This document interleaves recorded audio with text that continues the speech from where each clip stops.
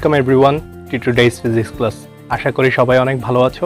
আজকে আমরা শুরু করব হচ্ছে পদার্থের গাঠনিক ধর্মের লেকচার নাম্বার 8। আগের ক্লাসে হচ্ছে আমরা প্রবাহী পার্টটা শুরু করছিলাম।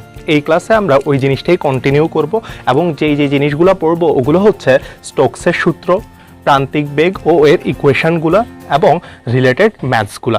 আজকের ক্লাসটা খুব বেশি ইম্পর্টেন্ট। এইচএসসি এবং অ্যাডমিশনে এই রিলেটেড টপিক থেকে, বিশেষ করে এই প্রান্তিক বেগ টপিকটা থেকে মাস্ট কোশ্চেন আসবেই। তাহলে আমরা শুরু করব পদার্থের গাঠনিক ধর্মের লেকচার নাম্বার 8। শুরু করব হচ্ছে স্টোকসের সূত্রটা দিয়ে। তাহলে শুরু করা যাক। আচ্ছা, স্টোকসের সূত্রটা শুরু করার আগে আমরা একটু করে আগে বলে রাখি, আমাদের যখন দুইটা প্রবাহীর স্তর ছিল তখন আমরা জানতাম যে একজন আরেকজনের আপেক্ষিক গতিকে কি করতো, বাধা দিত।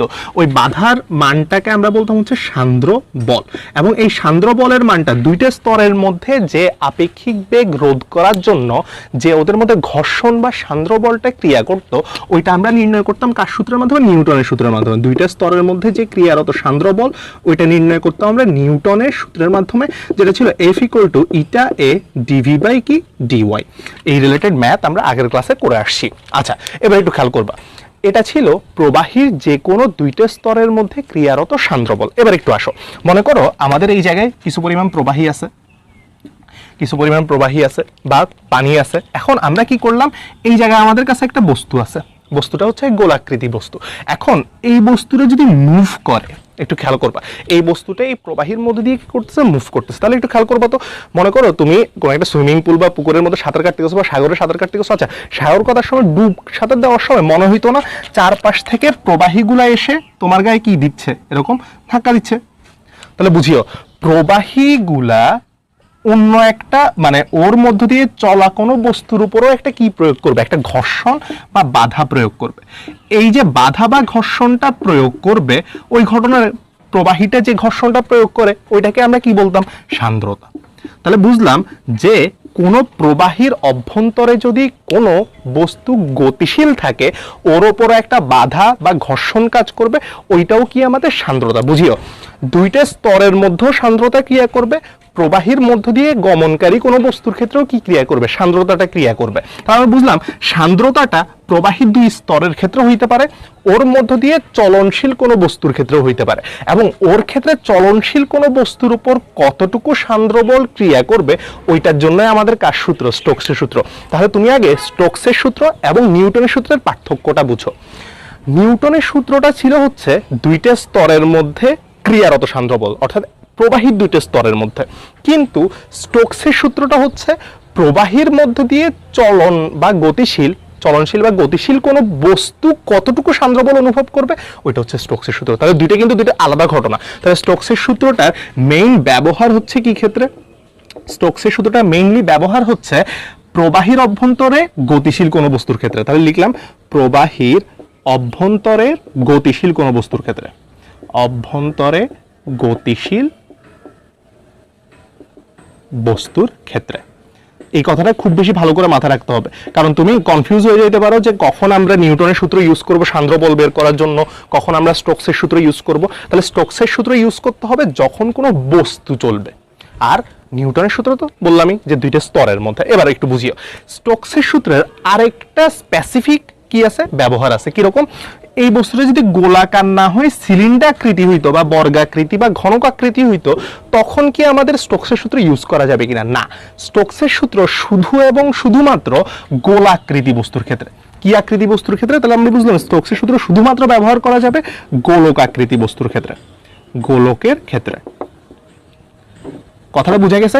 এবং গোলকটার সাইজ খুব বেশি বড় হইতে পারবে না, মোটামুটি একটা সাইজ হইতে হবে। তাহলে মাথায় রাখতে হবে স্টোকসের সূত্র শুধুমাত্র ইউজ করা যাবে গোলকের ক্ষেত্রে এবং গোলকটার সাইজ বেশ ছোট হইতে হবে।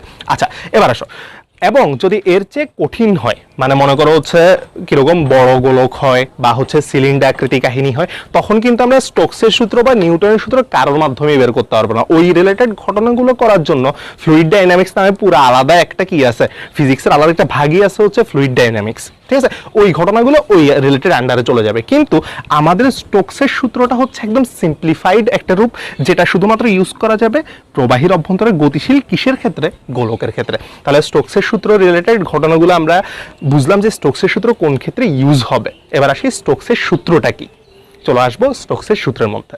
তাহলে স্টোকসের সূত্রটার বিবৃতি পড়ার জন্য আমরা আগে খেয়াল করি, আমরা একটা প্রবাহী চিন্তা করে নিলাম, যে প্রবাহীর মধ্যে দিয়ে আমরা কি করব, একটা গোলককে ছেড়ে দিব, ঠিক আছে, বা একটা গোলক ওই প্রবাহীর মধ্যে দিয়ে কি থাকবে, গতিশীল থাকবে। ছেড়ে দিতেও পারো বা গতিশীল, সোজা কথা হচ্ছে গোলকটা এই প্রবাহীর মধ্যে গতিশীল হবে। এবার একটু খেয়াল করবা, গতিশীল হওয়ার সময় একটু চিন্তা করো তো, মনে করো আমি একটা ছোট গোলক চিন্তা করলাম আর তুলনামূলক বড় গোলক চিন্তা করলাম। তারা বলতে পারি এই গোলকের ক্ষেত্রে ব্যাসার্ধের মানটা হচ্ছে কম এবং এই গোলকের ক্ষেত্রে আমাদের ব্যাসার্ধের মানটা হবে বেশি। এবার একটু খেয়াল করবা, যদি এই গোলকটা ব্যাসার্ধ কম হয় তাহলে এর চারপাশে প্রবাহীর যে সংস্পর্শ, বুঝিও গোলকটা ছোট, তাহলে আশপাশ থেকে ওর সংস্পর্শে থাকা প্রবাহীর স্তরের পরিমাণ হবে কি, কম। কিন্তু ওর ক্ষেত্রে যেহেতু ব্যাসার্ধটা বেশি, ওর ক্ষেত্রে চারপাশে প্রবাহীর সংস্পর্শটা কি লাগবে, বেশি লাগবে। তাহলে দুইজনেই যদি গতিশীল হইতে চায়, একজনের ক্ষেত্রে সাইজটা ছোট, তাহলে চারপাশ থেকে প্রবাহীর স্তরগুলো এসে ধাক্কা দিতে পারবে, কিন্তু ওর ক্ষেত্রে স্তর ধাক্কা দিবে কম, কিন্তু ওর আকৃতিটা বেশি, ফলে ওর চারপাশে স্তরের পরিমাণ, ধাক্কা দেওয়া স্তরের পরিমাণও কি হবে, বেশি। তাহলে আমরা বলতে পারি যখন ব্যাসার্ধটা কম হবে তখন আশপাশ থেকে প্রবাহী স্তরের সাথে প্রবাহীর স্তরের সংস্পর্শে আসবে কম, সংস্পর্শ পাবে কম। প্রবাহীর স্তরের সংস্পর্শ যদি কম পায় তাহলে কম সংখ্যক স্তরকে কি দিবে, বাধা দিবে। তাহলে আমরা বুঝলাম কম সংখ্যক স্তর বাধা দিলে ওর ওপর বাধা বা ঘর্ষণের পরিমাণটা কি হবে, কম হবে। বাধা বা ঘর্ষণের পরিমাণ যদি কম হয় তাহলে আমরা ইজিলি বলতে পারি যে সান্দ্র বলটা হবে কম। সেম ভাবে আমরা বলতে পারি যে ওর ক্ষেত্রে ব্যাসার্ধ বেশি, তাহলে ওর ক্ষেত্রে সংস্পর্শটা হবে বেশি, ওর ক্ষেত্রে বাধাও অনুভূত হবে কি, বেশি, বাধা বেশি। আচ্ছা, বাধা যদি বেশি অনুভূত হয় তাহলে আমরা বলতে পারি ওর ক্ষেত্রে, দেখো বেশি পরিমাণ স্তর বাধা দিচ্ছে, তাহলে ওর ক্ষেত্রে অবশ্যই সান্দ্র বলের মানটাও কি হবে, বেশি হবে, সান্দ্র বল হবে বেশি। একদম সিম্পল ঘটনা। কিরকম, মনে করো একজন চিকন মানুষ আর একজন হচ্ছে মোটা মানুষ। তাহলে যে চিকন মানুষ ও যদি একটা ভিড়ের মধ্য দিয়ে যায় তাহলে ওর সাথে আশপাশে কম মানুষের ধাক্কা লাগবে, কিন্তু একটা মোটা মানুষ যদি একটা ভিড়ের মধ্য দিয়ে যায় ওর সাথে চারপাশ থেকে অনেক বেশি মানুষের ধাক্কা লাগবে। তাহলে ঘটনাটা হচ্ছে ব্যাসার্ধ যখন কম হবে তখন ওর ক্ষেত্রে সান্দ্রবল কম, ব্যাসার্ধ যখন বেশি হবে ওর ক্ষেত্রে সান্দ্রবল হবে বেশি। তাহলে কমের ক্ষেত্রে কম, বেশির ক্ষেত্রে পাচ্ছি বেশি। তাহলে আমরা ইজিলি লিখে ফেলতে পারি যে সান্দ্রবলটা আসবে ব্যাসার্ধের কি, সান্দ্র বলটা আসবে ব্যাসার্ধের সমানুপাতিক, অর্থাৎ ওই গোলকের ব্যাসার্ধ। এবং আমরা বলছিলাম যে স্টোকসের সূত্রটা শুধু এবং শুধুমাত্র গোলকের ক্ষেত্রে ইউজ করা যাবে। তাহলে সান্দ্র বল, যেটাকে আমরা এফভি দিয়ে লিখি, ভিসকাস ফোর্স সমানুপাতিক আসবে ওর ব্যাসার্ধটা। তাহলে এটা হচ্ছে ওই স্টোকসের প্রথম সূত্র, যে আমাদের সান্দ্র বলের মানটা ওই গোলকটার ব্যাসার্ধের কি হবে, সমানুপাতিক হবে। এরপর চলে আসি হচ্ছে দ্বিতীয় ক্ষেত্রে। আচ্ছা, দ্বিতীয় ক্ষেত্রটা বোঝার সময় একটু খেয়াল করতে হবে। আচ্ছা, দ্বিতীয় সূত্রটা বোঝার সময় একটু শুনবো মনোযোগ দিয়ে। আচ্ছা, প্রথমে মনে করো আমি পানি চিন্তা করে নিলাম, পানি হচ্ছে একটু কম ঘন, তাহলে পানির ক্ষেত্রে বুঝবো আমরা কম ঘন হবে। কিন্তু আমি যদি একটা মধু চিন্তা করি তাহলে আমি জানি মধুটা অনেক বেশি ঘন হবে, এবার আসো, পানির মধ্য দিয়ে যদি আমাদের একটা গোলক চলতে চায় এবং মধুর মধ্যে দিয়ে যদি আমাদের একটা বস্তু চলতে চায় বা গোলক চলতে চায়, তাহলে তুমি বুঝতেছো পানির ক্ষেত্রে ওর মাঝখানে অণুগুলোর মাঝখানে একটু গ্যাপ বেশি, কিন্তু মধুর ক্ষেত্রে গ্যাপটা অনেক কম, ওর ঘনত্বটা অনেক বেশি, ও অনেক বেশি কি একজন আরেকজনের সাথে আটকে থাকে। এবার আসো, তাহলে আমরা বুঝলাম যখন পানির মধ্য দিয়েও মুভ করবে তখন, এবার আসি, পানির মধ্য দিয়ে যখন ও মুভ করবে তখন ও বাধা পাবে কম, অর্থাৎ পানির মাঝখানে অনেক গ্যাপ থাকে এবং পানিটা অত বেশি কিনা ঘন না, কিন্তু মধুটা অনেক বেশি ঘন। তাহলে ওর মধ্যে দিয়ে যখন চলতে চাইবে কোনো জিনিস বা কোনো বস্তু, তাহলে ও কি চারপাশ থেকে অনেক বেশি মোটা। তুমি নিজেও চিন্তা করো না, মধুর মধ্যে দিয়ে মনে করো তুমি সাঁতার কাটাটা ট্রাই করতেছো আর পানির মধ্যে দিয়ে সাঁতার কাটা ট্রাই করতেছো। পানির মধ্যে দিয়ে ইজিলি সাঁতার করতে পারি আমরা, কিন্তু তুমি যদি মধুর মধ্যে চিন্তা করো তো হাত উঠাইতে চলতে অনেক বেশি বাধা খাবো। তাহলে মধুর ক্ষেত্রে আমরা বুঝলাম বাধার মানটা হবে অনেক বেশি। তাহলে কোনো বস্তুর ক্ষেত্রে কোনো বস্তুর প্রকৃতির উপর নির্ভর করতেছে ওই সান্দ্র বলের মানটা। যেই প্রকৃতির জিনিসটাকে আমরা বলতাম হচ্ছে কি, মনে আছে, আমরা বলতাম এটাকে সান্দ্র গুণাঙ্ক। সান্দ্রতা গুণাঙ্ক। তাহলে আমরা বুঝলাম পানির ক্ষেত্রে সান্দ্রতার গুণাঙ্কটা কম। আমরা পড়ে আসছি যে যেই বস্তুটা একটু কম ঘন হয় নর্মালি ওর ক্ষেত্রে সান্দ্রতার গুণাঙ্কের মান কি হবে? কম। কিন্তু যেই বস্তুটা বেশি ঘন হবে অর্থাৎ মধু, ওর ক্ষেত্রে সান্দ্রতা গুণাঙ্ক হবে বেশি। তাহলে ওর ক্ষেত্রে যদি সান্দ্রতা গুণাঙ্ক বেশি হয়, ওর ক্ষেত্রে বাধা হচ্ছে বেশি। যার ক্ষেত্রে সান্দ্রতা গুণাঙ্ক কম ওর ক্ষেত্রে বাধা কম। বাধা কম মানে আমরা বলতে পারি ওর ক্ষেত্রে সান্দ্র বলও হবে কম, বল কম। কিন্তু ওর ক্ষেত্রে সান্দ্র বলটা কি হবে? বেশি। সান্দ্র বল হবে বেশি। এবার আসো, সান্দ্র বল যদি কম হয়, সান্দ্রতা গুণাঙ্ক কম হলে সান্দ্র বল কম, সান্দ্রতা গুণাঙ্ক বেশি হলে সান্দ্র বল বেশি। তাহলে আমরা ইজিলি লিখতে পারি যে বেশি বেশি কম কম সমানুপাতিক সম্পর্ক। তাহলে সান্দ্র বলের সাথে সান্দ্রতা গুণাঙ্ক, এটার সম্পর্কটা আসবে সমানুপাতিক। তাহলে আমরা লিখতে পারি কি এফ ভি সমানুপাতিক আসবে কি আমাদের ইটা, অর্থাৎ ভিসকাস ফোর্সটা সান্দ্রতা গুণাঙ্কের সমানুপাতিক। এটাই হচ্ছে ওই স্টোকসের সূত্রের দ্বিতীয় অংশ, যে সান্দ্রতা গুণাঙ্ক যত বেশি হবে ও তত বেশি কি অনুভব করবে? সান্দ্র বল কি করবে? অনুভব করবে। এরপর চলে আসি ওর তৃতীয় অংশটা পড়ার সময় আমরা আবারও কি মনে করে নিলাম? আমরা মনে করে নিলাম হচ্ছে আমাদের কাছে একটা কি আছে, এই তরল পদার্থ বা হচ্ছে একটা প্রবাহী আছে। তাহলে একটু চিন্তা করো তো, আমাদের কাছে একটা বল আছে বা একটা গোলক আছে, দুইজনের সাইজই সমান, কিন্তু এবার একজন চলতেছে বেশি বেগে, অর্থাৎ একজনের বেগটা বেশি, আরেকজন চলতেছে কম বেগে, অর্থাৎ আরেকজনের বেগটা কম।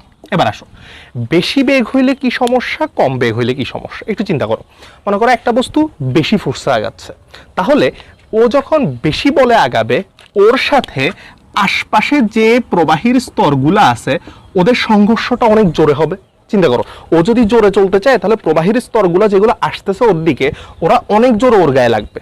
কিন্তু বেগ যদি কম হয়, অর্থাৎ ধীরে ধীরে যাচ্ছে, তাহলে আশপাশের স্তরগুলো ওর ওপর কি অত বেশি বাধা দিতে পারবে?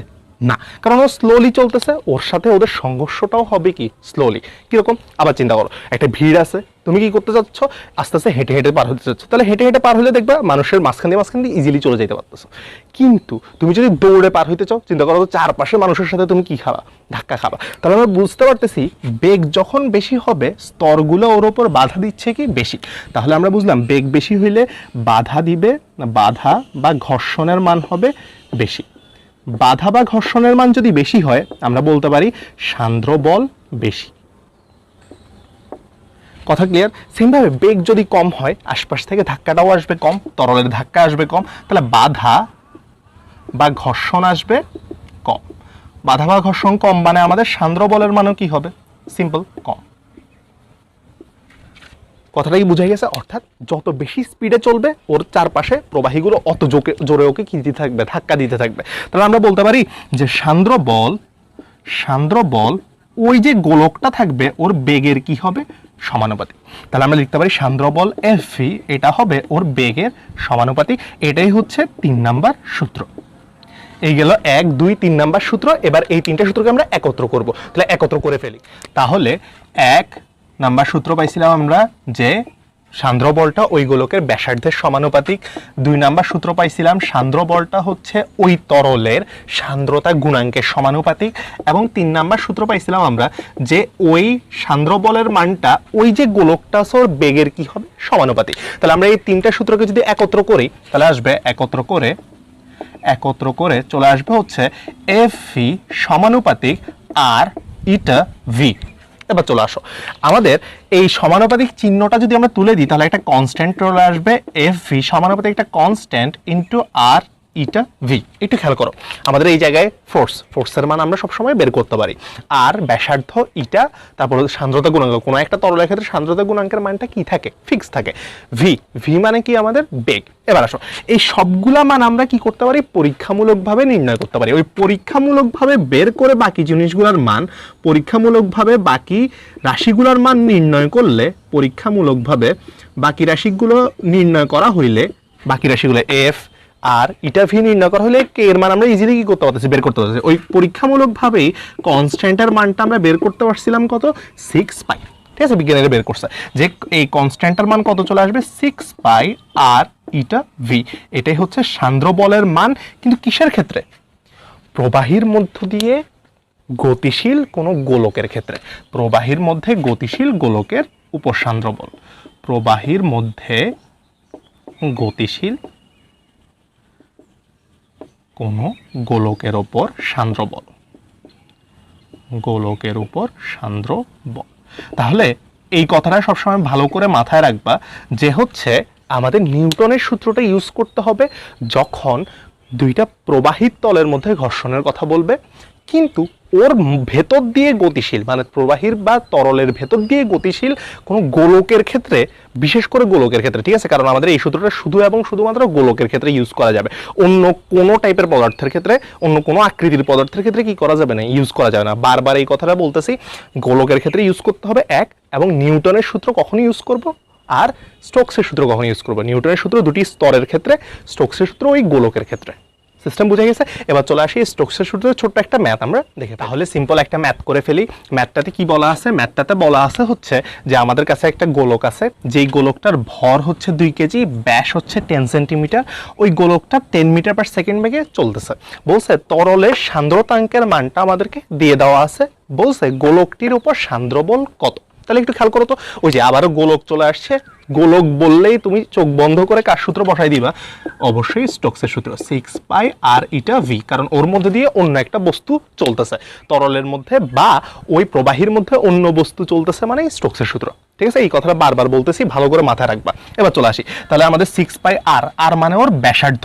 দেখো তো এই জায়গায় ওর ব্যাসার্ধ না দিয়ে ওর ব্যাসের মান দিছে 10 সেন্টিমিটার, তাহলে আমরা লিখতে পারি ওর ব্যাসার্ধ মানে 10/2 সেন্টিমিটার। তাহলে মিটারে নিয়ে যেতে হবে, 5 সেন্টিমিটার আসলো, মিটারে নিলে আসবে 0.05 মিটার। এটা হয়ে গেল ওর ব্যাসার্ধ। ইটা, ইটা মানে হচ্ছে কি? ইটা মানে হচ্ছে ওর সান্দ্রতাঙ্কের মান দিয়ে দেওয়া আছে direct, 8.9 × 10⁻⁶ newton second per metre square. এটা গেল ইটা। তারপর লাস্টলি হচ্ছে ওর বেগ, ভি। ভি এর মান কত? 10 মিটার পার সেকেন্ড। ও 10 মিটার পার সেকেন্ড বেগে চলতেছে, সো ওর বেগের মানও আমরা পেয়ে গেলাম। জিনিসটা এবার আর ইটা ভি সব হয়ে গেছে, কিন্তু একটু খেয়াল করো তো এক্সট্রা করে ভরটা দেওয়া আছে, তার মানে এখানে ভরের কোনো কি নাই, ইউজ নাই, আমাদের সূত্রের মধ্যে ভরের কোনো ফাংশন নাই। তাহলে 6 পাই আর এর মান আমরা বসাই দিব 0.05 ইন্টু ইটার মান আমরা বসাই দিব 8.9 × 10⁻⁶ ইন্টু বেগের মান আমরা বসাই দিব 10। তাহলে এই মানগুলো বসাই দিলে যেই মানটা পাবো ওইটাই হবে আমাদের নিউটন, অর্থাৎ সান্দ্র বলের মান। তাহলে বুঝতে পারছো যে সান্দ্র বলের যে ম্যাথগুলো আছে, আরো কঠিন কঠিন ম্যাথও আছে, আমরা আস্তে আস্তে করবো, যে এটা হচ্ছে খুবই সিম্পল একটা ম্যাথ বুঝার জন্য যে কখন আমরা স্টোকসের সূত্রটা ইউজ করব আর কখন আমরা আলাদা করে নিউটনের সূত্রটা ইউজ করব। ক্লিয়ার জিনিসটা? তাহলে স্টোকসের সূত্র ইউজ করব, আবারও বলতেছি, যখন একটা গোলক ওই প্রবাহী বা তরলের ভেতর দিয়ে চলবে। এবার এই জিনিসটা কিন্তু কি হইতে পারে একটু চিন্তা করো তো, এই জিনিসটা কিন্তু পানির ফোঁটাও হইতে পারে। দেখো তো বায়ুর মধ্যে দিয়ে যখন পানির ফোঁটাটা পড়ে, মানে বৃষ্টির ফোঁটা পড়বে, তখনও কিন্তু ওর ক্ষেত্রেও আমরা কি ইউজ করতে পারবো? এই স্টোকসের সূত্রটা ইউজ করতে পারবো। তাহলে বৃষ্টির ফোঁটা যখন বায়ুর মধ্য দিয়ে পড়বে তখন আমরা স্টোকসের সূত্র ইউজ করতে পারবো, কারণ বৃষ্টির ফোঁটাগুলো অলমোস্ট কি আকৃতির হয়? গোলাকৃতির হয়। তাহলে এই কথাটাও মাথায় রাখবেন যে বৃষ্টির ফোঁটার ক্ষেত্রেও আমরা কার সূত্র ইউজ করতে পারবো? স্টোকসের সূত্রটা ইউজ করতে পারবো। তাহলে আমরা এর পরবর্তী প্রান্তিক বেগ টপিকটাতে চলে আসি। তাহলে প্রান্তিক বেগ টপিকটা আমরা শুরু করব। শুরু করার আগে একটু ছোট্ট করে আমরা 9-10 একটু পড়া মনে করে আসি। মনে করো হচ্ছে তোমার কাছে একটা তরল পদার্থ আছে, তরল পদার্থ আছে, এই তরল পদার্থের মধ্যে কোনো একটা বস্তু রাখলা তুমি, ঠিক আছে? তাহলে এই তরল পদার্থের মধ্যে বা বায়বীয় সেম কথা, অর্থাৎ সোজা কথা, প্রবাহীর মধ্যে যদি আমরা কি রাখি? একটা বস্তু রাখি, একটা ফ্লুইডের মধ্যে একটা বস্তু রাখি, তাহলে যখনই এই বস্তুটা রাখবো, এই প্রবাহী বা তরলটা ওর উপর একটা ঊর্ধ্বমুখী কি প্রয়োগ করে? বল প্রয়োগ করে। চিন্তা করো, কোনো পানির মধ্যে একটা বস্তু রাখলে ওই বস্তুটা হালকা হয়ে যায়। আমরা পড়ে আসছি এটা 9-10 যে ঊর্ধ্বমুখী একটা বল প্রয়োগ হবে। এই ঊর্ধ্বমুখী যে বলটা প্রয়োগ করে, ঊর্ধ্বমুখী যে বলটা প্রয়োগ করে ওইটাকে আমরা বলি হচ্ছে প্লবতা। ওই ঊর্ধ্বমুখী বলটাকে আমরা কি বলি? প্লবতা বা বুয়ন্ট ফোর্স। ঠিক আছে, তাহলে ওইটাকে আমরা FB দিয়ে লিখি, বুয়ন্ট ফোর্স বা বুয়ন্সি বলে প্লবতাকে। ঠিক আছে, প্লবতার যে বল, ঊর্ধ্বমুখী বলটা উপরের দিকে ধাক্কা মারবে। তাহলে এই যে ঊর্ধ্বমুখী বা প্লবতার মানের সূত্রটা হচ্ছে, মাথা রাখবে, V/ρ/g, যেখানে ভিটা হচ্ছে ওই বস্তুটার আয়তন, বস্তুর আয়তন, বস্তুর আয়তন, রোটা হচ্ছে, রো মানে হচ্ছে ঘনত্ব। কিসের ঘনত্ব? ওই রোটা হচ্ছে এই যে তরলটা আছে, কারণ তরলটাই ওর উপর কি প্রয়োগ করতেছে? বল প্রয়োগ করতেছে, এটা হচ্ছে তরলের ঘনত্ব। এটা ভালো করে মাথায় রাখতে হবে যে V/ρ/g এর যে রো আছে ওইটা হবে তরলের ঘনত্ব। জি মানে তো আমরা জানি 9.8 মিটার পার সেকেন্ড স্কয়ার, অর্থাৎ আমাদের কি অভিকর্ষজ তরল। তাহলে কোনো একটা তরলের মধ্যে বা কোনো একটা প্রবাহী, সেটা কিন্তু কার ক্ষেত্রেও, বায়ুর ক্ষেত্রেও হইতে পারে। সোজা কথা, প্রবাহীর ক্ষেত্রে আমরা যদি কোনো একটা বস্তুকে রাখি, ওই প্রবাহীটা ওর ওপর একটা ঊর্ধ্বমুখী কি প্রয়োগ করবে, বল প্রয়োগ করবে, যেটাকে আমরা বলবো প্লবতা। এটা কিন্তু কোনোভাবেই সান্দ্রতা না।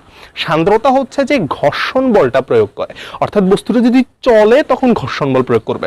কিন্তু এই প্লবতা, বস্তু চলুক, বস্তু স্থির থাকুক, দুই ক্ষেত্রে উপরের দিকে বলটা তরল কি করবেই, প্রয়োগ করবেই। তাহলে প্লবতা এবং সান্দ্রতা কথা দুটো কিন্তু কি না, সেম না। প্লবতা হচ্ছে যে ঊর্ধ্বমুখী বল প্রয়োগ করে, সান্দ্রতা মানে বস্তুটা যদি গতিশীল থাকে ওর গতির বিপরীতে যে বলটা প্রয়োগ হবে। ক্লিয়ার জিনিসটা? তাহলে প্লবতা গতিশীলের ক্ষেত্রেও থাকে, স্থিরের ক্ষেত্রেও থাকে। কারণ বস্তুটা যদি স্থির থাকে তাহলেও পানি ওকে উপরে ধাক্কা মারবে, বস্তুটা যদি গতিশীলও থাকে তাহলেও পানি কোন দিকে ধাক্কা মারবে, উপরের দিকে। তাহলে প্লবতা স্থির গতিশীল দুই ক্ষেত্রেই কাজ করে, এই কথাটাও মাথায় রাখতে হবে। প্লবতা স্থির বা গতিশীল দুই ক্ষেত্রেই কাজ করবে, কিন্তু সান্দ্রতা শুধুমাত্র গতিশীল বস্তুর ক্ষেত্রে কাজ করবে। ঠিক আছে জিনিসটা? সান্দ্রতা গতিশীল বস্তু। এবার আমরা প্রান্তিক বেগের মধ্যে চলে আসি। আচ্ছা, প্রান্তিক বেগ টপিকটা বোঝার জন্য খুবই খুবই খুবই মনোযোগ দিয়ে খেয়াল করতে হবে, কারণ প্রান্তিক বেগ টপিকটা খুব বেশি ইম্পর্টেন্ট। আচ্ছা বুঝি, মনে করা হচ্ছে আমাদের কাছে একটা তরল আছে, বড় করে আঁকলাম, তরল আছে বা আছে, প্রবাহী আছে। আমরা এর মধ্যে দিয়ে একটা গোলক ছেড়ে দিব। গোলক, কেন গোলকের ঘটনা আসতেছে? কারণ আমি যদি এই গোলকটাকে ছেড়ে দিই ও গতিশীল হবে। গতিশীল হইলে ওর ওপর সান্দ্র বল আসবে, এবং আমরা শুধু সান্দ্র বলের সূত্রটা কার ক্ষেত্রে পড়ছিলাম? দেখো, গতিশীল গোলকের ক্ষেত্রে পড়ছিলাম। ঠিক না জিনিসটা? এই জন্য আমরা শুধুমাত্র কাকে ইউজ করব? গোলককে ইউজ করব। তাহলে একটু চলে আসো তো, আমরা যদি ওকে ছেড়ে দিই, ওর ওপর কয়টা ফোর্স কাজ করবে বুঝিও। ফার্স্টে এই বস্তুটা একটা ভর আছে, সো ওই গোলকটার ভর বা ভরের কারণে যে ওজন থাকবে, ওই ওজনটা বা ডব্লিউটা নিচে কাজ করবে। ঠিক জিনিসটা? এবার আসো, আমরা জানি এই বস্তুটাকে পানিতে রাখার সাথে সাথে ওর ওপর উপরের দিকে একটা কি বল কাজ করবে? ঊর্ধ্বমুখী বল কাজ করবে। তো উপরের দিকে আছে ওর কি বল? ঊর্ধ্বমুখী বল, যেটাকে আমরা নাম দিছি কি? প্লবতা বা FB। এবার আসো, যদি বস্তুর ঘনত্বটা এই তরলের ঘনত্বের চেয়ে বেশি হয়, যদি বস্তুর ঘনত্ব তরলের ঘনত্বের চেয়ে বেশি হয়, বা সিম্পল কথায় আসলে বলা যায় যে ওজন যদি প্লবতার চেয়ে বেশি হয়, ওই যে ওজন ওকে নিচে টান দিচ্ছে, তাহলে অটোমেটিক্যালি বস্তু কোন দিকে পড়া শুরু করবে? নিচের দিকে। তাহলে বুঝিও, একদম প্রথমে এই বস্তুটার বেগটা থাকবে 0, যেহেতু আমরা জাস্ট ছেড়ে দিছি ওকে। কিন্তু আস্তে আস্তে যখন ও নিচে নামতে থাকবে, সাপোজ মনে করে এই জায়গায় আসলো, তখন কিন্তু ও একটা বেগ অর্জন করছে। ওই বেগটা কোন দিকে কাজ করতেছে? নিচের দিকে। বেগটা যদি নিচের দিকে কাজ করে, তাহলে আমরা জানি যে ওর গতির বিপরীত দিকে একটা কি বল সৃষ্টি হবে? সান্দ্র বল সৃষ্টি হবে। তাহলে আমরা বুঝলাম এই চারপাশের প্রবাহীগুলা ওকে উপরের দিকে ধাক্কা দিবে। সোজা কথা, সান্দ্রতাটা হচ্ছে সবসময় গতির বিপরীতে কাজ করে, কারণ ও একটা কি বল? ঘর্ষণ বল। তাহলে আমরা বুঝলাম উপরের দিকে তখন সান্দ্র বল কাজ করা শুরু করবে। এবার আসো, ও যত নিচের দিকে পড়বে, একটু বুঝিও, ওর ওপর একটা লব্ধি ওজনটা কাজ করতেছে। বুঝিও, ওজন থেকে প্লবতা, ওজনটা নিচে দিচ্ছে, প্লবতা উপরের দিকে। ওজনের কারণে তার মানে বুঝলাম নিচের দিকে একটা নেট ফোর্স আছে। তাহলে নিচের দিকে যদি একটা ফোর্স কাজ করে, তাহলে আমরা F = জানি ma। ফোর্স থাকলে ওই বস্তুটার কি থাকবে? ত্বরণ থাকবে। আচ্ছা, ত্বরণ থাকা মানে আস্তে আস্তে ওর বেগ বাড়তে থাকবে। তাহলে আমরা বুঝলাম যে যত বস্তু নিচের দিকে পড়বে ওর বেগ আস্তে আস্তে কি হতে থাকবে? এই ত্বরণের কারণে বেগ বাড়তে থাকবে। তাহলে ত্বরণের কারণে বেগ বাড়বে।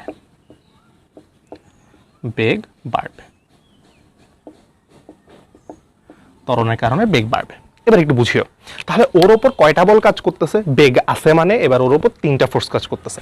একটা বস্তুর ওজন, নাম দিলাম W, আরেকটা হচ্ছে ওই বস্তুর প্লবতাটা, নাম দিলাম হচ্ছে FB, এবং দেখো তো ও যেদিকে গতিশীল আছে তার বিপরীত দিকে ওর ওপর কি বল কাজ করতেছে? সান্দ্র বল, যেটাকে আমরা নাম দিলাম হচ্ছে FV। তাহলে এখন ওর ওপর কয়টা বল কাজ করতেছে? 3টা। W কাজ করতেছে নিচে, আর উপরের দিকে 2টা বল, একটা হচ্ছে প্লবতা আর একটা সান্দ্র বল। তাহলে ওর উপর লব্ধি বলের মান আসবে কত? ওর উপর লব্ধি বল বা F net, লব্ধি বল বা সামেশন অফ F বলতে পারি আমরা।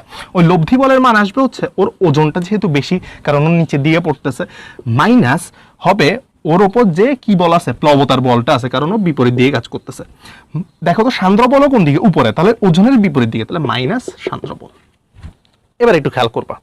আচ্ছা, কোন বস্তুর ওজন ও একটা কনস্ট্যান্ট রাশি, কোন বস্তুর ওপর প্রয়োগকৃত প্লবতা, আচ্ছা প্লবতার সূত্র আমরা পড়ে আসছি, এফ বি সমান ভি রো জি। আচ্ছা, রোটা হচ্ছে ফ্লুইড বা ওই তরলের ঘনত্ব, ঠিক আছে। এবার আসো, তাহলে রো এফ দিয়েও লিখতে পারি যে ফ্লুইডের ঘনত্ব। তাহলে একটু আসো তো, ভি মানে বস্তুর আয়তন, এটা তো কনস্ট্যান্ট, রো এটাও একটা কি তরলের ঘনত্ব কনস্ট্যান্ট, জি এটাও একটা কনস্ট্যান্ট। তাহলে আমরা বুঝলাম এই দুইটা রাশি একটা কনস্ট্যান্ট, ঠিক না জিনিসটা।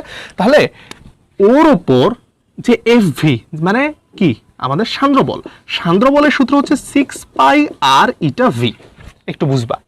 আচ্ছা, ওর ওপর ওজন বলটা একটা কনস্ট্যান্ট, ওর ওপর প্লবতা বলটা একটা কনস্ট্যান্ট, কিন্তু ওর ওপর সান্দ্র বলের সূত্র হচ্ছে 6 পাই r ইটা ভি, অর্থাৎ ওর বেগ যত বাড়বে আস্তে আস্তে ওর সান্দ্র বলও কি হইতে থাকবে, বাড়তে থাকবে। বুঝিও, তাহলে এই অংশটা পুরো কনস্ট্যান্ট, কিন্তু ও কনস্ট্যান্ট না, ঠিক না। মনে করো এরকম এ 10 ও 3, ও প্রথমে 2 হবে, তারপর যখন বেগ বাড়বে ও আস্তে আস্তে আরো বিয়োগ হইতে থাকবে, 3 হবে, 4 হবে, 5 হবে, এরকম করে করে আস্তে আস্তে ও বাড়তে থাকবে। তাহলে বাড়তে বাড়তে বাড়তে বাড়তে এক সময় গিয়ে দেখো তো ও বাড়তেছে কেন, কারণ বেগ বাড়তেছে। ওই যে আমরা বলছি যে ত্বরণের কারণে ওর বেগ বাড়বে, তাহলে বাড়তে বাড়তে বাড়তে বাড়তে এক সময় ওর উপর সান্দ্র বলটা অনেক বেড়ে যাবে। দেখো কনস্ট্যান্ট কনস্ট্যান্ট, তাহলে দেখো তো 10 থেকে তখন এই -3 -4, তাহলে ওর ওপর তখন লব্ধি বলের মান চলে আসবে কত, 0। কথাটাই ক্লিয়ার। আবার বুঝো কি বলতেছিলাম আমরা, যে ওর ওপর টোটাল 3টা ফোর্স কাজ করতেছে, ওর নিচের দিকে আছে ওজন, উপরের দিকে আছে প্লবতা, এবং উপরের দিকে আরেকটা ফোর্স কাজ করতেছে ওর গতির বিপরীত দিকে, ওর গতি নিচে দেখে সান্দ্রবল উপরে। এখন যদি ও উপরে চলতো তাহলে সান্দ্রবল কোন দিকে হইতো, নিচে। সোজা কথা, সান্দ্রবল ওর গতির কোন দিকে কাজ করতেছে, বিপরীত দিকে। সান্দ্রবলটা গতির বিপরীতে, কিন্তু এই ক্ষেত্রে প্লবতার দিকে, সো আমরা জাস্ট বিয়োগ করছি ওকে। এখন আমরা দেখলাম ওর ওজন এবং ওর ওপর ক্রিয়ারত প্লবতা দুইটা জিনিসই কনস্ট্যান্ট, অর্থাৎ ওদের মানটা ফিক্স থাকে। এই যে প্লবতাও কনস্ট্যান্ট আর ওজন তো কনস্ট্যান্টই হয়। তাহলে এই দুটো জিনিস কনস্ট্যান্ট থাকলেও সান্দ্র বলটা কনস্ট্যান্ট না। ওর ওপর যে ত্বরণ বলটা কাজ করতেছিল, এক্সট্রা বলের কারণেও নিচে যাচ্ছিল, ওই বলের কারণেও ত্বরণ হচ্ছিল। ত্বরণ মানে ওর বেগটা আস্তে আস্তে কি হবে, বাড়বে। তাহলে বেগ যদি আস্তে আস্তে বাড়ে, এই এফভির মানও আস্তে আস্তে, মানে সান্দ্র বলের মানও আস্তে আস্তে কি হবে, বাড়বে, কারণ বেগ বাড়বে, বেগের সাথে সান্দ্র বল সমানুপাতিক। সো যখন সান্দ্র বলটা বাড়বে, এই যে 2 3 4 5 6 7 এরকম করতে করতে সান্দ্র বলটা বেড়ে 7 হইলো, 7 হইলেও ওরা কিন্তু কনস্ট্যান্ট রয়ে গেছে। তাহলে ওরা যখন কনস্ট্যান্ট রয়ে গেছে, তখন এই তিনজন যখন একসাথে কাজ করতেছে, ওর ওপর লব্ধি বল এক সময় গিয়ে কি হয়ে যাবে, শূন্য হবে। তাহলে আমরা বুঝলাম কোনো একটা বস্তু যখন তরলের মধ্য দিয়ে আমরা ফেলে দিব, কোনো একটা বস্তু যখন তরলের মধ্য দিয়ে আমরা ফেলে দিব, ও প্রথম দিকে ত্বরণে চলতে থাকবে। কেন, কারণ ওর ওপর বল থাকবে।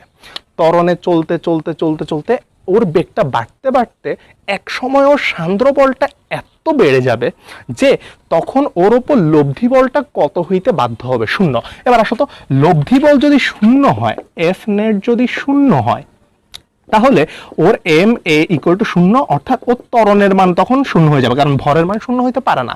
ত্বরণ 0 মানে আমরা বলতে পারি যে ত্বরণ 0 মানে আসলে তখন বস্তুটা কি বেগে চলা শুরু হবে, সমবেগে, ঠিক না। ত্বরণ 0 মানে বস্তুটা কি বেগে চলা শুরু করবে, সমবেগে। তাহলে আমরা বুঝলাম প্রথমে কিন্তু ওর বেগ বাড়তেছে বাড়তেছে বাড়তেছে, বেগ কিন্তু বাড়তেছে, তাহলে বাড়তে বাড়তে এমন একটা পজিশনে আসবে যখন ওর ত্বরণটা কত হয়ে যাবে, 0 হয়ে যাবে। কেন, ওই যে এই কাহিনীর কারণে, যে সান্দ্র বল বাড়তে বাড়তে বাড়তে বাড়তে উপরের দিকে ফোর্স বাড়তেছে বাড়তেছে বাড়তেছে, কিন্তু নিচের দিকে ফোর্স তো বাড়তেছে না। তাহলে কি হচ্ছে, এক সময় গিয়ে লব্ধি বলটা হয়ে যাচ্ছে 0।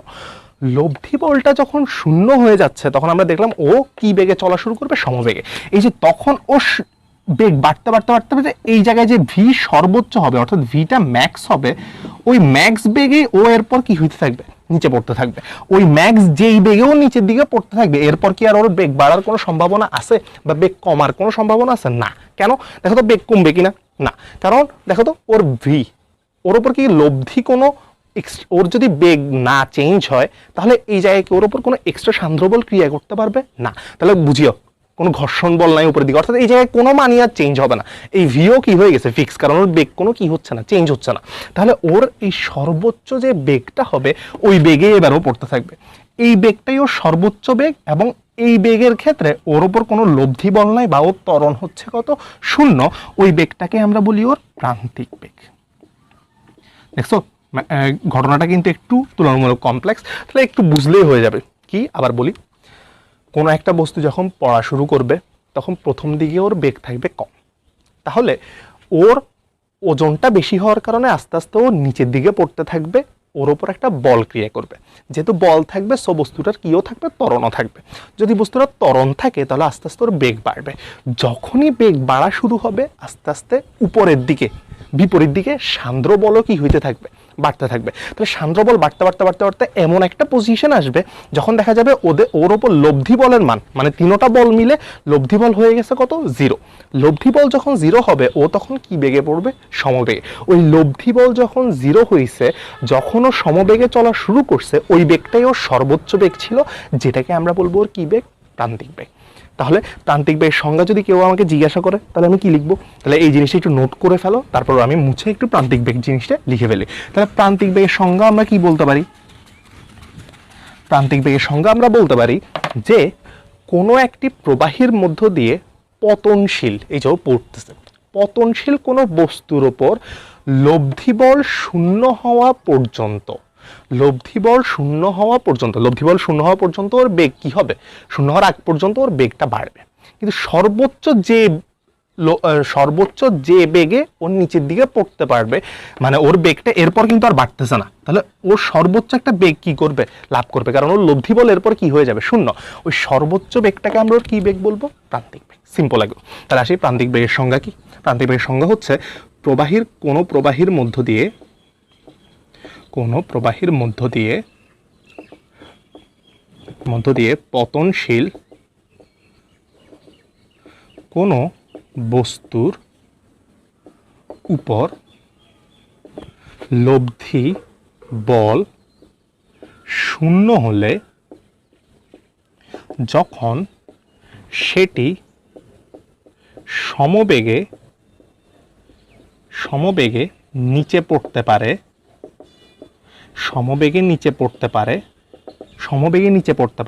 তাকে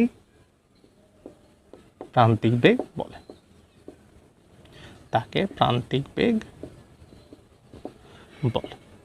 বুঝে গেছে প্রান্তিক বেগ জিনিসটা, যে ও যখন সমবেগে নিচের দিকে পড়বে ওই বেগটাকে আমরা কি বেগ বলতেছি, প্রান্তিক বেগ বলতেছি। এবার আসো এটা বাস্তব উদাহরণ কি একটু চিন্তা করো তো।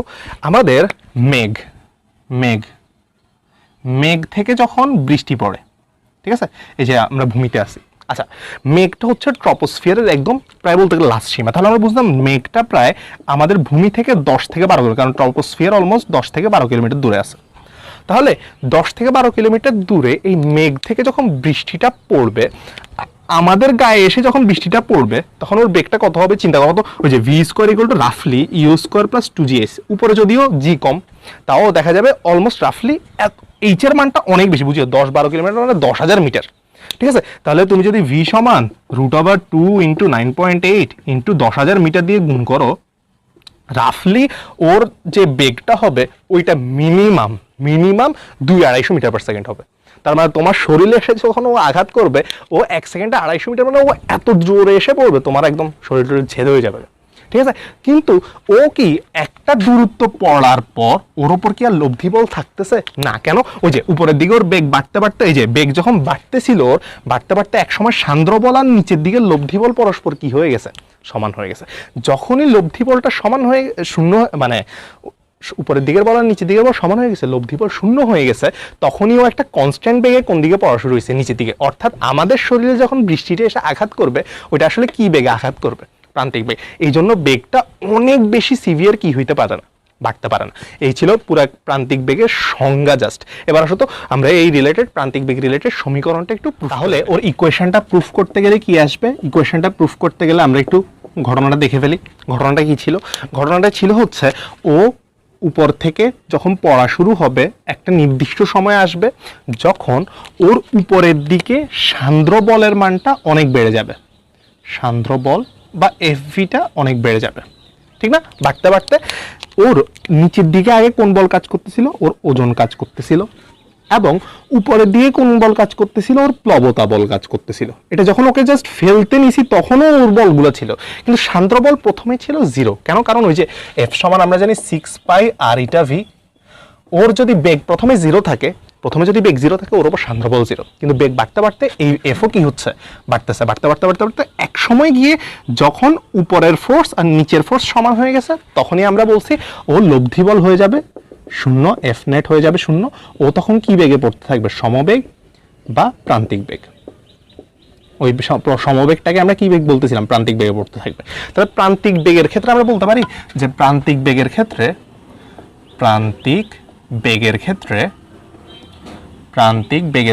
ওর নিচের দিকে যে ফোর্সটা আছে আর উপরের দিকে যে ফোর্সটা আছে ওইটা পরস্পর কি হবে, সমান। তাহলে নিচের দিকে বল সমান হবে উপরের দিকে বল, ঠিক না? দেখো, নিচের দিকে বল আর উপরের দিকে বল সমান হইলে তখন লব্ধি বল কি হবে, 0 হবে। তাহলে আসলে নিচের দিকে বল কোনটা কাজ করতেছে, নিচের দিকে বল কাজ করতেছে ওর ওজন, তাহলে লিখলাম ডব্লিউ সমান উপরের দিকে কয়টা বল কাজ করতেছে, 2টা। একটা ওর প্লবতা বুয়ান্ট ফোর্স এফ বি দিয়ে লিখলাম, ঠিক আছে, এফ বি প্লাস উপরের দিকে আরেকটা বল কাজ করতেছিল। আচ্ছা, উপরের দিকে না আসলে সান্দ্র বলের গতির বিপরীত দিকে কাজ করতেছিল, সো এফ ভি। এবার সবগুলো সূত্র বসাবো। ডব্লিউ মানে আমরা জানি এম জি সমান বুয়ান্ট ফোর্স বা হচ্ছে কি আমাদের প্লবতার সূত্র হচ্ছে ভি রো জি। আচ্ছা, রো মানে আমাদের কোন রো, দেখো প্লবতাটা প্রয়োগ করতেছে তরল, তাহলে এটা তরলের ঘনত্ব, প্লাস এফ ভি যেটা সান্দ্র বলের সূত্র হচ্ছে 6 পাই আর ইটা ভি। ক্লিয়ার জিনিসটা? এবার আসো, এখানে আমরা কিছু ঘটনা করব। প্রথম আসো এম। এই এম মানে বস্তুটার কি ভর, এই এম মানে বস্তুটার ভর। তাহলে বস্তুর ভর মানে আমরা কি লিখতে পারি, একটু দেখো তো। বস্তুর ভর মানে আমরা লিখতে পারি ওর ঘনত্ব ইন্টু ওর আয়তন। আচ্ছা, বস্তুর ভর, তাহলে ঘনত্বের জায়গায় বসবে কি, ওর ঘনত্ব, রো এস নাম দিলাম আমরা, সলিড, ঠিক আছে। তাহলে ওর ক্ষেত্রে রো এস ইন্টু, আমরা বলছিলাম ঘটনাটা শুধুমাত্র গোলকের ক্ষেত্রে হইতে পারবে, তাহলে গোলকের ক্ষেত্রে আয়তনের সূত্র কি, 4/3 পাই আর কিউব, ঠিক আছে। এবার আসো, সেম ভাবে আমরা এই জায়গায় লিখে ফেললাম যে রো এস, এই যে এম এর জায়গায়, ইন্টু 4/3 পাই আর কিউব, কার জায়গায়, এম এর জায়গায় লিখছি এতটুকু, ইন্টু আসবে জি রয়ে গেল। ভি মানে হচ্ছে যতটুকু তরলের জায়গা ওই কঠিনটা কি করছে, দখল করছে। তাহলে কতটুকু দখল করছে, ওর আয়তনের সমান, ওর আয়তনটা 4/3 পাই আর কিউব। তাহলে 4/3 পাই আর কিউব, এই যে আয়তনের জায়গায় লিখলাম 4/3 পাই আর কিউব, ইন্টু আসবে rho F into G plus আমাদের 6 পাই আর ইটা ভি তো আছে, আর ইটা ভি আছে। এবার আসো, আমরা যদি 6 পাই আর ইটা ভির মান বের করি, তাহলে এই পাশে এসে এটা বিয়োগ হবে। তাহলে আমরা একটু বের করি, 6 পাই আর ইটা ভি, এটার মান বের করব। তাহলে এই পাশে যখন এটা চলে আসবে, তাহলে দেখো তো কি কি কমন যাবে, 4/3 পাই আর কিউব কমন যাবে দুই ক্ষেত্রেই, এবং দুই ক্ষেত্রেই জি আছে, সো জিও কি যাবে, কমন যাবে। তাহলে আমরা কমন নিয়ে ফেললাম, 4/3 পাই আর কিউব কমন নিলাম, তাহলে কমন এবং জিও কমন যাবে, জি লিখতেছি আমরা, এই পাশে লিখলাম জি। তাহলে দেখো তো এটা এই পাশে বিয়োগ হইলে rho S minus rho F হবে, অর্থাৎ কঠিনের ঘনত্ব মাইনাস ওই ফ্লুইড বা প্রবাহীর ঘনত্ব, ঠিক আছে জিনিসটা। এবার আসো, তাহলে আমরা উভয় পাশ থেকে কি কি কাটতে পারি, দেখো তো, এই যে পাই আছে, একটা আর কাটতে পারি, এই পাশে একটা আর কাটতে পারি, এবং আর কিছু কাটতে পারি না, তাহলে আসি তো। আচ্ছা, 6 আর 4 এর মধ্যে কাটতে পারি, 6কে 2 দিয়ে কাটলে আসবে 3, এটা আসবে 2 দিয়ে কাটলে আসবে 2। তাহলে এই পাশ থেকে আমরা ভি এর মান কি পাবো, একটু দেখো তো, 3টা ওই পাশে গিয়ে গুণ হবে, তাহলে 2/3টা এই পাশে গিয়ে ভাগ হবে, সরি 3 এর সাথে গিয়ে গুণ হবে, মানে ভাগ হবে, তাহলে 9।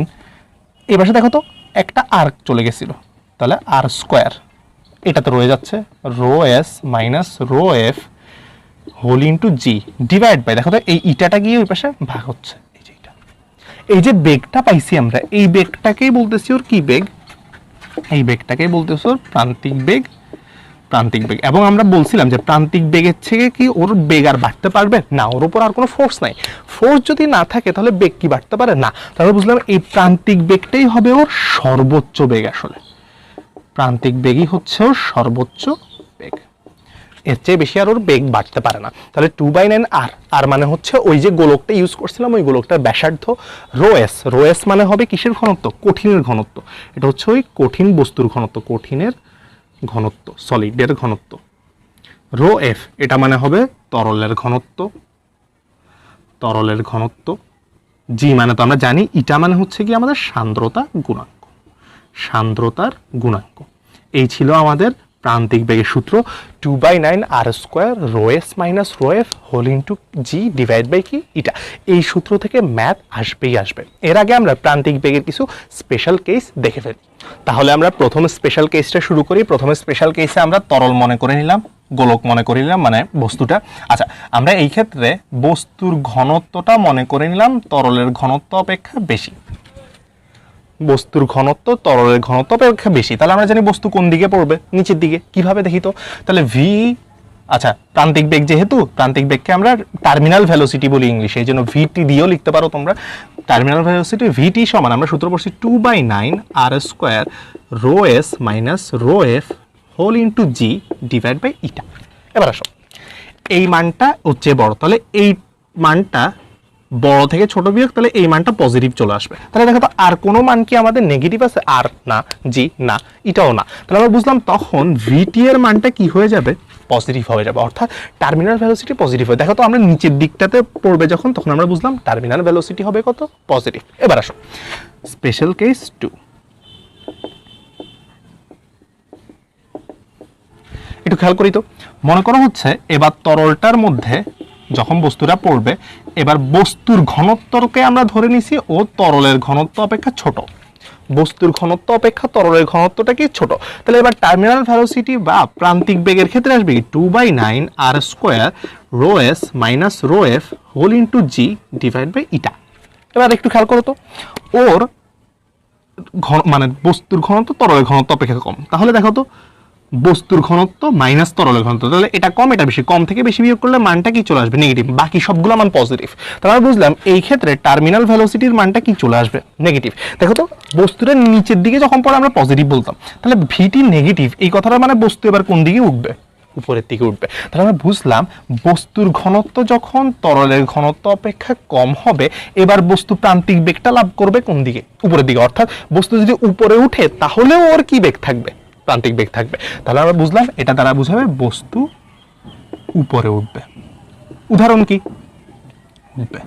চিন্তা করো তো, যখন আমরা কোক বা পানি খাই, মাঝে মাঝে পানি বা কোক খাই, একটু চিন্তা করো তো, ওর ক্ষেত্রে কিছু পানির বুদবুদ থাকে না, ওরা কিন্তু কোন দিকে উঠা শুরু করে? উপরের দিকে উঠা শুরু করে, ঠিক না? তাহলে ওদের ক্ষেত্রে বোঝা গেল যে আমরা জানি ওই পানির ঘনত্ব থেকে এই যেহেতু বায়ুর বুদবুদ, তাহলে ওর ঘনত্বটা আসবে কি? কম। তাহলে পানির ঘনত্ব রো এফ, ওর চেয়ে এই বায়ু বুদবুদের ঘনত্ব, ও এই জায়গায় কি সে গোলকের মতো কাজ করতেছে, তো রো এস, ওর ঘনত্বটা কম, ও কম। কম বলেও কোন দিকে উঠে শুরু করছে? উপরের দিকে। তাহলে উপরের দিকেও যখন ও উঠবে, প্রথম দিকে আবারও ত্বরণে উঠতে থাকবে, কিন্তু যাইতে যেতে একসময়ও কি বেগ অর্জন করে ফেলবে? প্রান্তিক বেগ। তখনও কি বেগে উঠবে? সমবেগে। তাহলে আমরা বুঝলাম বায়ু বুদবুদ যখন নিচ থেকে উপরের দিকে উঠে তখনও কি বেগ অর্জন করবে? এই প্রান্তিক বেগ অর্জন করবে। তাহলে তোমার যদি কখনো দেয় যে বস্তু উপরে উঠতেছে, প্রান্তিক বেগ কত, তাহলে কনফিউজ হওয়ার কিছু নেই, জাস্ট মাথা রাখবে তখন আসলে বস্তুর ঘনত্বটা থেকে তরলের ঘনত্বটা আসলে কি হবে? বেশি হবে। তখনও কি বেগ থাকবে? আমাদের প্রান্তিক বেগ থাকবে। এবার চলে আসি স্পেশাল কেস 2 গেল, এবার স্পেশাল কেস 3। স্পেশাল কেস 3 এর ক্ষেত্রে আমরা মনে করে নিব যে যে প্রবাহী যেটা আছে, প্রবাহীটা হচ্ছে বায়ু, প্রবাহীটা বায়ু। আচ্ছা, প্রবাহীটা যদি বায়ু হয় তাহলে আমরা বলতে পারি যে এই বায়ুর ঘনত্বটা দ্যাট ইজ প্রবাহী যেহেতু রো এফ, ওর ঘনত্বটা অলমোস্ট কতর কাছাকাছি? চিন্তা করো তো, 0। মানে ওর ঘনত্বটা একদমই কি হবে? নগণ্য হবে। সেই জন্য আমরা এটাকে কি মনে করে নিলাম? 0 মনে করে নিলাম। তাহলে একটু আসো তো, 0 মনে করে নিলে কি হবে? ভিটি সমান সূত্র পাইছি 2/9 r² rho S minus rho F whole into G divide by eta. যেহেতু এই প্রবাহীর ঘনত্বটাকে আমরা নগণ্য মনে করে নিচ্ছি, তাহলে এটা কি হয়ে যাবে? 0 হয়ে যাবে। আচ্ছা, এটা যদি 0 হয়ে যায় তাহলে আসবে 2/9 r², আচ্ছা রো এফটা 0, সো এটা চলে আসবে শুধু rho S into G divide by চলে আসবে ইটা। আচ্ছা, রো এস মানে সলিডের ঘনত্ব। আচ্ছা, আমরা ঘনত্ব মানে কি লিখতে পারি? চিন্তা করে দেখো তো, rho equal to M by V. V মানে হচ্ছে ওর আয়তন, কার? গোলকটার আয়তন। কেন? কারণ বস্তু হিসেবে আমাদের গোলক আছে, তাহলে 4/3 পাই আর কিউব নিচে লিখতে পারি, ঠিক না জিনিসটা? তাহলে একটু লিখি তো, 2/9 r² ইন্টু রো এর জায়গায় আমরা লিখে দিলাম m/4 4/3 পাই আর কিউব ইন্টু আসলো জি ডিভাইড বাই ইটা। ঠিক আছে জিনিসটা? এবার আসো তো আমরা যদি একটু কাটাকাটি করি তাহলে কি চলে আসবে, এই পাশে এনে লিখলাম, তাহলে 2/9 ইন্টু দেখো তো আর স্কোয়ার, এই যে আর কিউব, তাহলে একটা আর থাকবে আর বাকি সব তো রয়ে যাচ্ছে, তাহলে 4/3 নিচে উপরে চলে আসলে কি হবে, ও 3/4 হবে। ঠিক আছে জিনিসটা?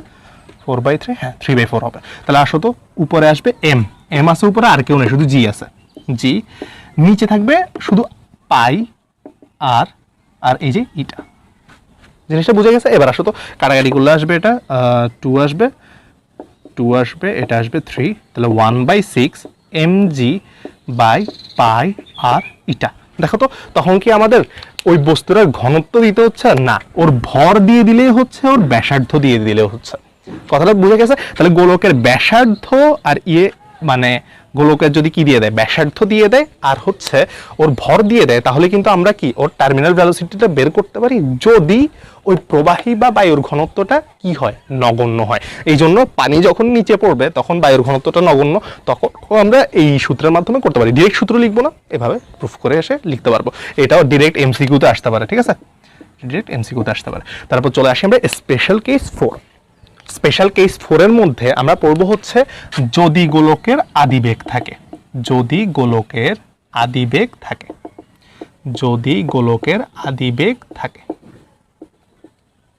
যদি গোলকের কি বেগ থাকে, আদিবেগ থাকে একটা, তাহলে কি হবে একটু চিন্তা করো তো।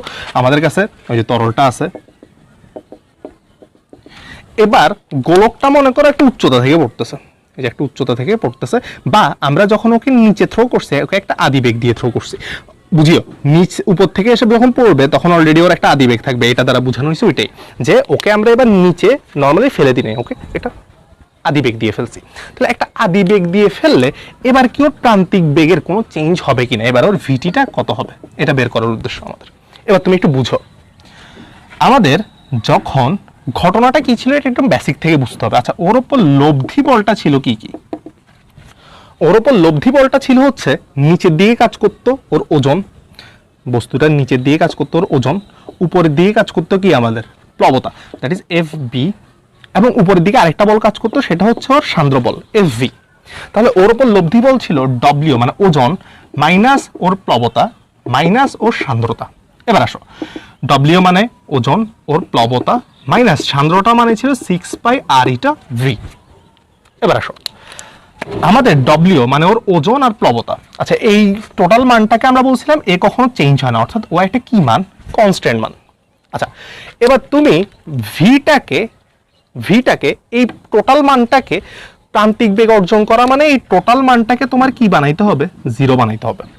প্রান্তিক বেগ অর্জন করতে হলে টোটাল মানটাকে তোমার কি বানাইতে হবে, জিরো বানাইতে হবে। আচ্ছা টোটাল মানটাকে জিরো বানাইতে হইলে একটু চিন্তা করো তো, টোটাল মানটা জিরো বানাইতে হইলে এই ভি এর আলাদা কোনো মানের জন্য, এটা যেহেতু একটা কনস্ট্যান্ট, বুঝিও এরা পুরোটাও কনস্ট্যান্ট, 6πr গোলকের ব্যাসার্ধ কনস্ট্যান্ট, এটা কনস্ট্যান্ট, তাহলে এটা যদি কনস্ট্যান্ট মান হয় একটা, এই ভি এর আলাদা কোনো মানের জন্য কি কনস্ট্যান্ট থেকে, মনে করো এটা 10 মাইনাস, তোমাকে এই এফ ভি এর মানটা মাস্ট 10ই আনতে হবে। ধরে নিছি যে এই ডব্লিউ এফ বি দুটোই কনস্ট্যান্ট, যেহেতু ওদের টোটাল মানটা আমি ধরে নিছি কত, মানে ডব্লিউ মাইনাস এফ বির মান 10।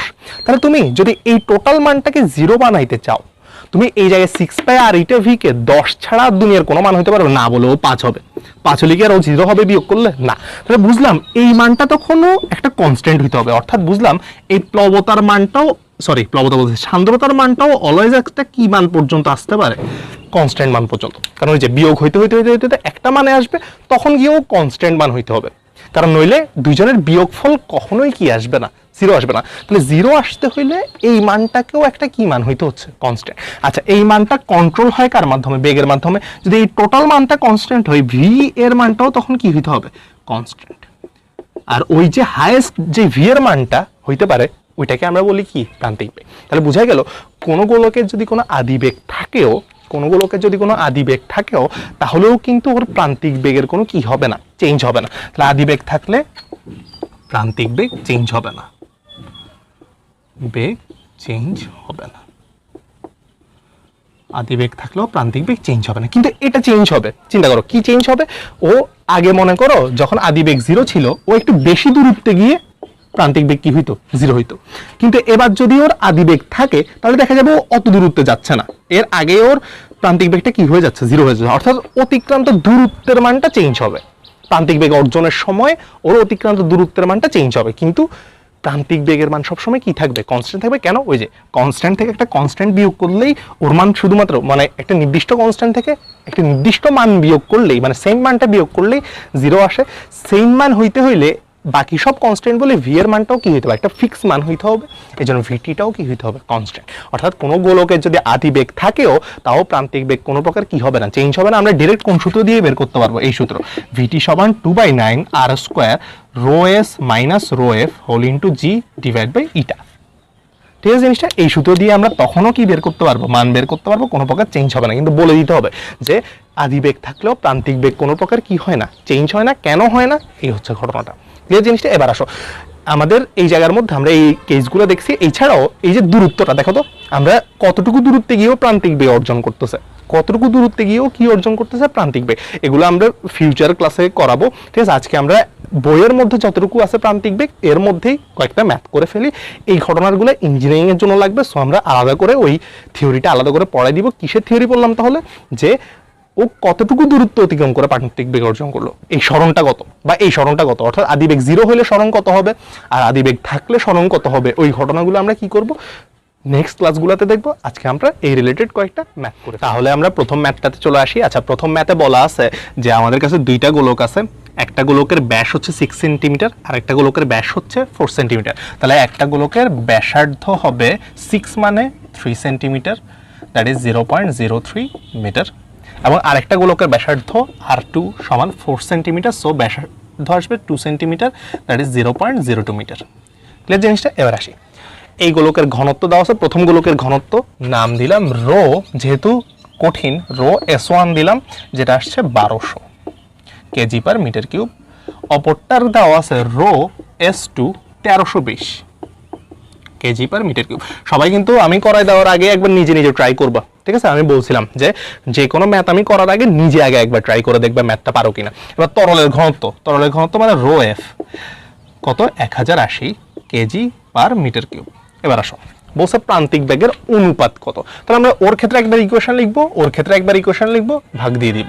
তাহলে চলে আসি, ওর ক্ষেত্রে ইকুয়েশন আসবে VT1 সমান 2/9 আর 1 square into rho S minus rho F, ও যেহেতু rho S1 minus rho F whole into G divide by eta. দুজনে সেম তরলের মধ্যে দিয়ে পড়ছে, সো ইটা কি আসবে, সেম আসবে। VT2 সমান আসবে সেম ভাবে লিখে ফেলবে 2/9 R 2 square into rho S2 minus rho F whole into G divide by eta. তাহলে দুইটা পেয়ে গেলাম। এবার আমরা জাস্ট অনুপাত করবো, অর্থাৎ ভাগ দিয়ে দিব। VT1 বাই VT2 সমান, দেখো তো 2/9 কাটা চলে যাবে। আচ্ছা, যারা যারা কাটা যাবে ওদেরকে কাটা দিয়ে ফেলি। 2/9 কাটা চলে যাবে, ইটা কাটা চলে যাবে, জি কাটা চলে যাবে। ঠিক আছে, বাকি সব রয়ে যাবে। তাহলে কি আসবে, উপরে যেহেতু VT1 তাহলে উপরে আসবে ওর জিনিসপত্র R1 square into rho S1 minus rho F divide by, নিচে আসবে VT2 আছে, সো ওর জিনিসপত্র R2 square rho S2 minus rho F, এই যে। তাহলে VT1 টু VT2 কত আসবে, দেখো R1 এর মান আছে, R2 এর মান আছে, 2 আছে, rho S1 rho S2 rho S1 rho S2 আছে, রো এফ এর মানও আছে। আমরা ইজিলি ওদের অনুপাতের মানটা কি করে ফেলতে পারি, বের করে ফেলতে পারি। তাহলে এটা দেওয়া ছিল না, এই যে ইটাটা কেটেই চলে গেছে, সো আর ঝামেলা হয়নি। তাহলে খুবই ইজি একটা ম্যাথ ছিল আসলে। এরপর একটু কঠিন একটা ম্যাথ করে ফেলি, পরের ম্যাথটাতে আসি। তাহলে পরের ম্যাথটাতে চলে আসি। পরের ম্যাথটা তুলনামূলক একটু কঠিন আগের ম্যাথটার চেয়ে। আচ্ছা, একটু খেয়াল করি, আমাদের কাছে একটা গোলক আছে, ওর ব্যাস আছে, ওর ঘনত্ব আছে, এবং এই যে তরলটা আছে, প্রবাহীটা আছে, ওটা বলে দেওয়া আছে এটা পানি। সো আমরা বুঝে গেলাম ওর ঘনত্বের মানটা রো এফ কত, 1000 কেজি পার মিটার কিউব। এবার আসো, বললো কি সর্বোচ্চ সান্দ্র বল কত। আচ্ছা, আমরা তো সান্দ্র বল পড়ছি, সর্বোচ্চ সান্দ্র বলটা আবার কি। আচ্ছা, একটু খেয়াল করলে বুঝবো আসলে। F = 6 পাই আর ইটা ভি। এই জায়গার মধ্যে আমরা দেখতে পাচ্ছি যে 6 পাই আর ইটা এগুলো একটা কনস্ট্যান্ট মান, ঠিক না? জিনিসটা একটা কনস্ট্যান্ট মান। তাহলে ও যদি একটা কনস্ট্যান্ট মান হয়, এফটা মেইনলি ডিপেন্ড করে শুধুমাত্র কিসের মধ্যে, ভি এর উপর, কারণ বাকি সবগুলো কনস্ট্যান্ট। পাই আর ইটা, দেখো তো গোলকের বেগ কিন্তু চেঞ্জ হয়, ঠিক আছে, চেঞ্জ হতে হতে একটা বেগে আসে, যার পর আর ও বাড়তে পারে না। ওই সর্বোচ্চ বেগটাকে আমরা কি বেগ বলতাম? প্রান্তিক বেগ। তাহলে আমরা বুঝলাম প্রান্তিক বেগটাই হচ্ছে ওর ভি ম্যাক্স। তাহলে এফ এর সাথে ভি এর সম্পর্ক যেহেতু সমানুপাতিক, তাহলে ভি যত বেশি হবে এফটাও তত বেশি হবে। তাহলে ভিটা ম্যাক্স মানে হচ্ছে কি বেগ? প্রান্তিক বেগ। তাহলে প্রান্তিক বেগের ক্ষেত্রে এফটাও কি হবে? আমাদের ম্যাক্স হবে। তাহলে আমরা একটা নতুন জিনিস শিখে ফেললাম যে এফ ম্যাক্স মানে হচ্ছে আসলে 6 পাই আর ইটা ভি এর জায়গায় জাস্ট কি বসবে? Terminal velocity. ওইটাকে আমরা বলবো সর্বোচ্চ প্রান্তিক, সর্বোচ্চ সান্দ্র বল। সর্বোচ্চ সান্দ্র বল। তাহলে সর্বোচ্চ সান্দ্র বল মানে হচ্ছে আমাদের যে বেগটা থাকবে ওইটা কি বেগ হবে? প্রান্তিক বেগ। কারণ এর চেয়ে আর বেগ কি হইতে পারে না, কখনোই বাড়তে পারে না। তাহলে এই ক্ষেত্রে প্রান্তিক বেগ বসাইলে আমরা পেয়ে যাব সর্বোচ্চ সান্দ্র বল। এবার আসো, প্রান্তিক বেগের সূত্রটা আমরা জানি, বসাই দিব এখানে 6 পাই আর ইটা ইন্টু ভিটি। প্রান্তিক বেগের সূত্র আমরা জানি কি? 2/9 আর square rho S minus rho F whole into G divide by eta. দেখো তো আসলে এখানে ইটা আর ইটা কেটে চলে যাচ্ছে, আমাদেরকে কিন্তু আসলে কিসের মানটা দেওয়া নাই, ইটার মানটা দেওয়া নাই। দেখছো শুধুমাত্র ইটাটা কেটে চলে যাচ্ছে, তুমি ইজিলি বের করে ফেলতে পারতেছো। তাহলে চলে আসবে কি 6 পাই, আচ্ছা একটু ভাগটাগ করি, 6 এটা 3 দিয়ে কাটলে আসবে 2, এটা 3, তাহলে আসবে 4/3। দেখো তো পাই, পাইটা রয়ে যাবে আর কিউব হয়ে যাবে, তাহলে পাই আর cube into rho S minus rho F whole into g. ঠিক আছে, এটা তো কেটে চলে গেছে। তাহলে আমাদের 4/3 এই ঘটনাটা আসবে। দেখো তো একটা একটা করে সব মান বসাতে পারি কিনা। আর ব্যাসার্ধ, দেখো তোর ব্যাসের মান দেওয়া হচ্ছে 4 সেন্টিমিটার, তাহলে ব্যাসার্ধ মানে আসবে 2 centimetre, that is 0.02 metre. Rho S তো ওই কঠিনের ঘনত্ব 1250 দেওয়া আছে, 1250। রো এফ মানে ওই কিসের ঘনত্ব? তরল পানি বলে দেওয়া আছে, সো 1000। এবং জি মানে 9.8। এই ছিল আমাদের ম্যাথটা। দেখছো মানে এটা না দিলেও আমরা কিন্তু ইজিলি কি করতে পারতেছি? মানটা বের করতে পারতেছি। এখন যদি আবার বলে দিত এটা যদি কি হইতো যে বায়ুর মধ্যে দিয়ে বৃষ্টির পানি হইতো, তাহলে রো এফটা কত হয়ে যেত, মানে বায়ুটার ঘনত্ব কত হয়ে যেত? অলমোস্ট নগণ্য, জিরোর কাছাকাছি হয়ে যেত। তাহলে ওই হিসাবে কি রো এস দিয়ে আমরা ওই যে একটা ঘটনা দেখাইছিলাম, রো মানে m/v দিয়ে কেটে কেটে করা যায়, ওইটাও কিন্তু করা যেত। অর্থাৎ তোমাকে বস্তুর ঘনত্ব না দিয়ে ওই পানির ফোঁটাটার ভর এবং ওর ব্যাসার্ধটা দিয়ে দিলেও কিন্তু, অর্থাৎ ঘনত্ব না দিয়ে ভর দিয়ে দিলেও তুমি কিন্তু সেম কাহিনী এই ঘটনাটা করে আসতে হতো। তাহলে এই ছিল আমাদের মানে সবচেয়ে মানে মোটামুটি বলতে গেলে এই প্রান্তিক বেগ টপিকের টাফ ম্যাথটা।